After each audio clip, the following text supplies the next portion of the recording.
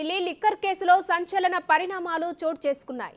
BRS MLC Kalvakuntla Kavitha మరోసారి arrest అయ్యారు. Delhi liquor scam కేసులో ఇప్పటికే ఈడీ అరెస్టు చేయగా తాజాగా కవితను అరెస్టు చేసినట్లు సీబీఐ అధికారికంగా ప్రకటించింది.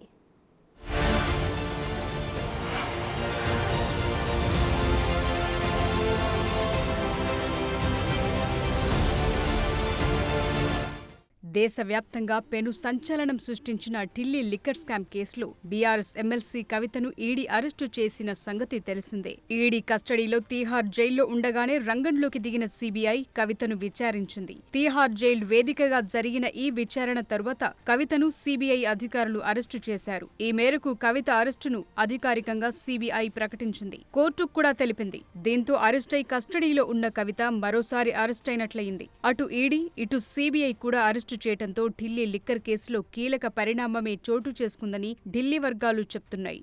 అంతకుముందు సీబీఐ తనను విచారించడాన్ని సవాల్ చేస్తూ కవిత సుప్రీంకోర్టును ఆశ్రయించారు. ఈ పిటిషన్పై విచారణను సుప్రీం ధర్మాసనం ఈ నెల 25కు వాయిదా వేసింది. ఈలోగా సీబీఐ కవితను అరెస్టు చేయడం సంచలనం సృష్టిస్తోంది.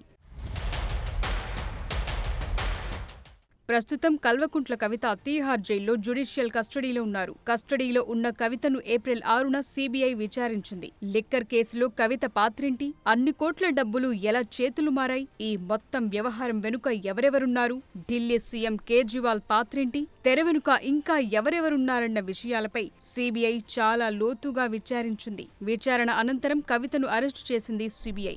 శుక్రవారం కవితను కోర్టు ముందు హాజరుపరిచే అవకాశముంది.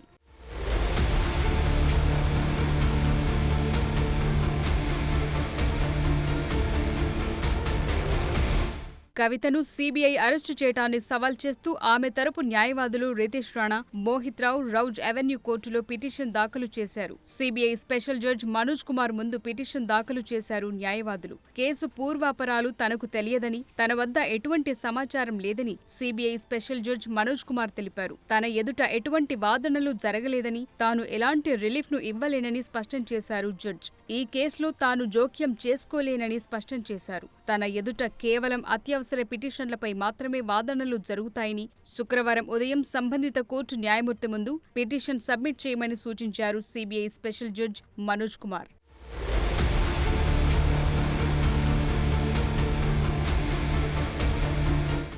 వరుస అరెస్టులతో గులాబీ పార్టీ ఉక్కిరిబిక్కిరవుతోంది. అసలే ఎదురు దెబ్బలతో సతమతమవుతోన్న కార్ పార్టీకి ఇదొక మాస్టర్ స్ట్రోక్ అని విశ్లేషకులు చెప్తున్నారు. తాజా వ్యవహారంపై బీఆర్ఎస్ ఏం చేయబోతోందన్న దానిపై పార్టీ శ్రేణుల్లో సర్వత్రా ఉత్కంఠ నెలకొంది. గులాబీ బాస్ కేసీఆర్ మానసికంగా ఇబ్బంది పడుతున్నట్లు పార్టీ వర్గాలు చర్చించుకుంటున్నాయి. తన కూతురు కవితను ఈ కేసు నుంచి బయటపడేయటానికి విశ్వ ప్రయత్నాలు చేస్తున్నారట కేసీఆర్.